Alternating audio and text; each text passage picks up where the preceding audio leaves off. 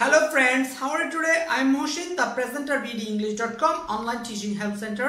Today I am coming back with a new lesson. Today's my topic is narration. আজকে আমি narration নিয়ে আলোচনা করব কিভাবে ডাইরেক্ট থেকে ইনডিরেক্ট narrationে পরিবর্তন করা যায়।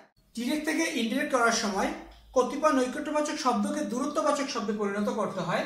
যেমন নাও থাকলে কি হয় then, টুডে থাকলে that day, tomorrow থাকলে the next day অথবা the following day, last night থাকলে the previous night, come থাকলে go, here থাকলে there, this থাকলে that, these থাকলে those, ago থাকলে before, tonight থাকলে that night, next week থাকলে the following week, thus থাকলে so, hither থাকলে thither, last month থাকলে the previous month, good morning থাকলে wish good morning।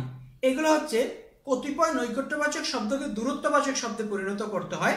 যখন একটা সেন্টেন্সকে ডাইরেক্ট থেকে ইনডিরেক্ট করা হয় তখন ওই সেন্টেন্সে যদি এই ওয়ার্ডগুলো থাকে তাহলে এই নৈকট্যবাচক শব্দগুলোকে দূরত্ববাচক শব্দে পরিণত করতে হয়।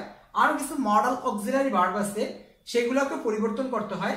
যেমন উইল থাকলে উড, শ্যাল থাকলে শুড, ক্যান থাকলে কুড, মে থাকলে মাইট।